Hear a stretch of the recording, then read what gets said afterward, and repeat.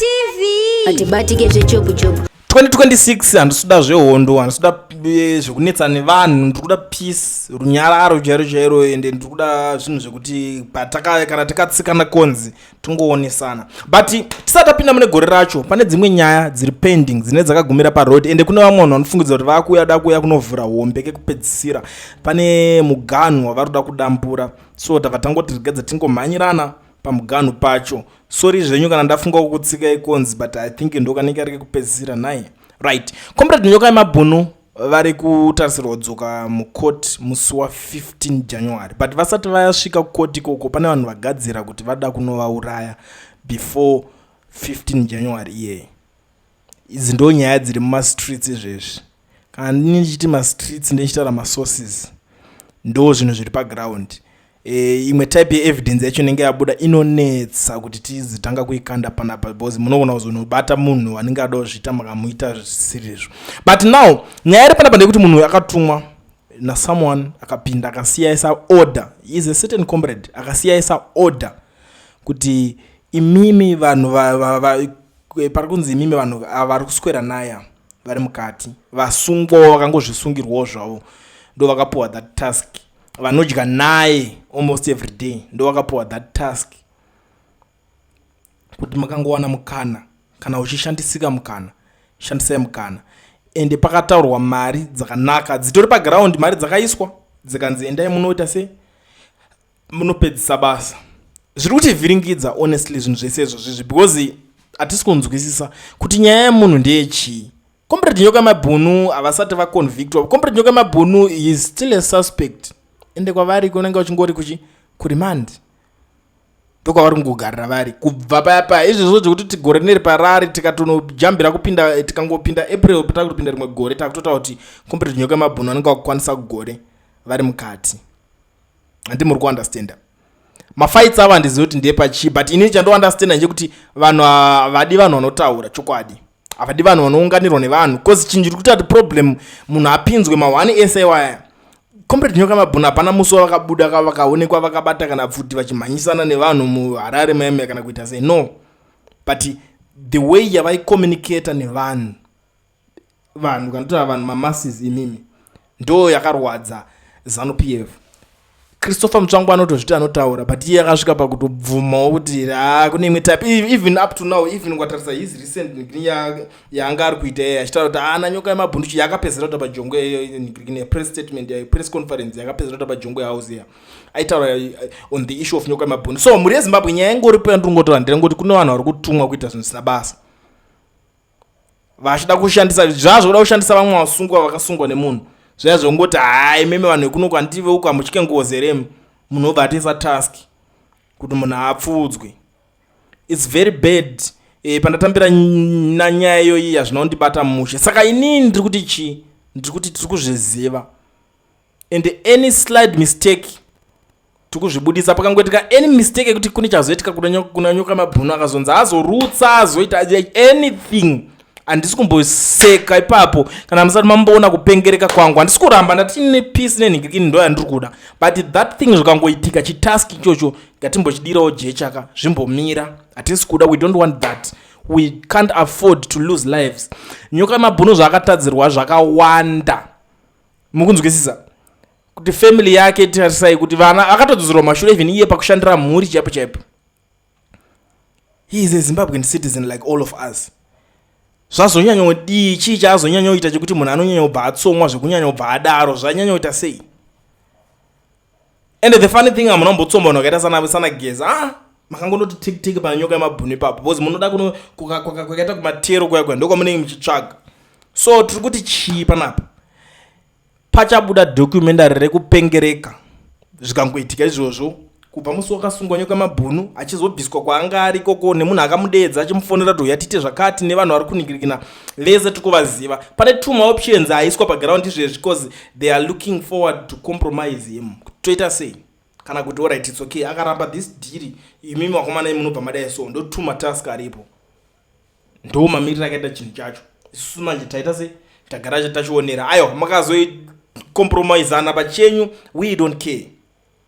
chetisina basa nazvo cause munhu nemunhu ane right yekuita zvinhu zvaanoda zvaanenge ana zvakamurerukira but kuti tizosvika pathe extent yekuti munhu uzonzi maakuda kuurayisa munhu ipapapa it's a no for me cause tine maproblems akawanda tine vanhu vizvozvo vamwe kutengerwa makete nemari inodhura but unoona munhu anozongobuda zvakanzi a certain murakasha achidefenda kuti aiwa hazvisi kuitika there is no such a thing hakuna zvakadaro zviri kuitika vari kumunyebera uyo ari kunzi akatenga makete ne400,000 ndo zvavanenge vachida izvozvo just because hapana panenge nyaya inenge yangotaurwawo zvayo yobva yangonyararwa the next thing vakutomirira kutoona kuti vachaita sei apa gore rakunotanga maauditors general report akubuda hopo izvezvi akaitwa ese pakurwa maresearch ya2025 yapadhuze kubuda muchanzwirira muchaona mari dzakabiwa mari dzakadyiwa last time pakambobuda imwe yanga nevanhu vakawanda the likes of ana matsvakaire they were part of the auditors general report here and vakazobuda vachiramba vachiti inini zvandiri kutaurirwa ndiri kuzvibuka ndiri kuzviramba why because panguva yacho ministry yanga isati yapo chichichi ndakazongopinda yazodadada munhu akangotaura kuti mareasons twake ina hangu ndakangoti bo asi chakakosha nje kuti message yasvika kuvanhu so ladies and gentlemen we are not happy pane nyaya iyoyi dzimwe nyaya tingada kupinza zvedu tikataura kuti ayo but ninga akazodai musi akadai so tinoona paswera panapa we are not happy nyaya yemafights ava anenge achiita kunhingirikini kuZANU-PF yeah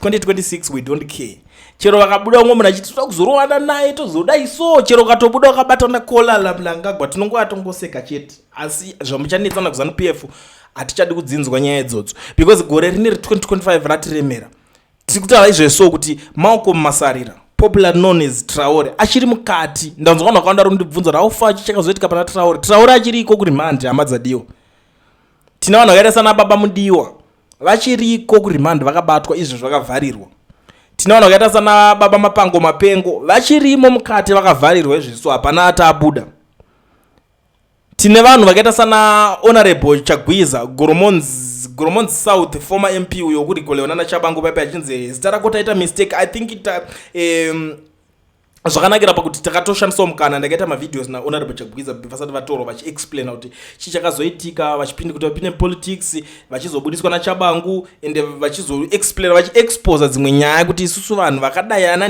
ningi ndikatouya ndikakuudzai kuti ningi ndina ningi ndo vanhu vaChabangu ndo zvimufodimbo zvaChabangu ma-MPS ari kuparliament izvezvi veopposition they are compromised but zvakafumurika mafumurikire azvakaita and I was one of the people vakakwanisa kuinterviewa vanhu vakaexposa kuti vanhu vari compromised ende kwete zvinhu zvokutaura zvinhu zvekufungidzira zvinhu zvine umpowo wakakwana takakwanisa kuzviunza zvese izvozvo saka ndiri kuti 2026 tirongoda runyararo pakatadziranwa musanyanyopinda politics nemwoyo munhu angagwa munoda kuruswera muchisevha uya guys atitori nelife yake yaari kutovakirawo yaari kufaitira yevana nemhuri yake nemukadzi wake achingopedza paya unonzwa zvaanenge akutaura taini pangu ndasakura ndazunza ndakuita se ndakuenda kana kungotorwa nenguva yakati kuuya iyo inguva ini saka musanyanyise kuzvitora serious serekara kuona kunge big deal stereki zvepolitics izvi zvekuti munotosvika pakuda kutourayira umwe munhu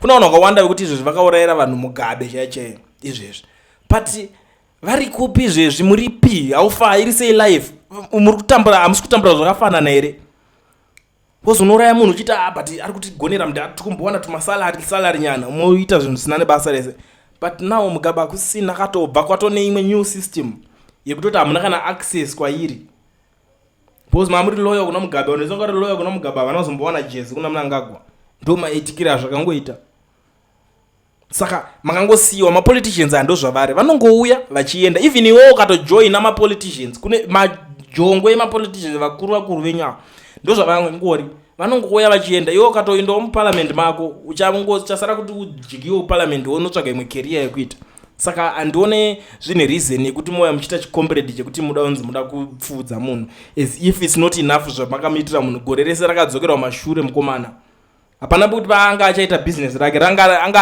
kwakuchashandika sei kubasa kwake basa rake raishanda munhu aitoendawo basa rake achizviitira basa rake remaoko but zvichafambisika sei moti mwonzi muda unonzi munouraya munhu iyeye aiwa mazimbabweans ngatidzokerei padrawing board pekutoshandisa pfungwa pekutanga paipai panonzi mazimbabweans vanonzi vanhu vakadzidza ngapadzokerwe ipapo kuti kana iye ane maoko ekuda kuuraya vanhu siteri kumunhu iye sei ari kuita zvekutumira vanhu. Kana anenge aona kuti ari kuda kuuraya vanhu ngaashandise ake maoko kuuraya vanhu.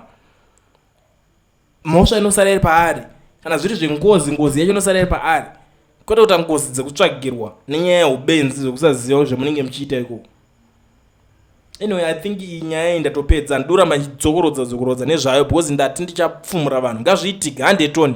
Mangwana tiripo tichitaura kuti ana nhingi ndo vapapi, mazita acho aripo, line up rese vanhu vacho vese ndanyatsodururirwa so. Right, chamwati ndichakamera so nhingi varipo. Saka hande toona kuti zvinopera papi.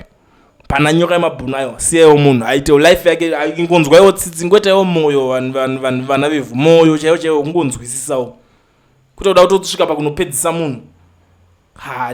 Come on, politics is not a dead game but ine vanhu vandi dead minded. Coolien TV team VAT asi vanhu vachishamsika. Coolien TV haichadzika saka subscribe wozolaika nechawana zvisapana chichazosha. Everybody say Coolien yeah. Information need brilliant yeah. Everybody say Coolien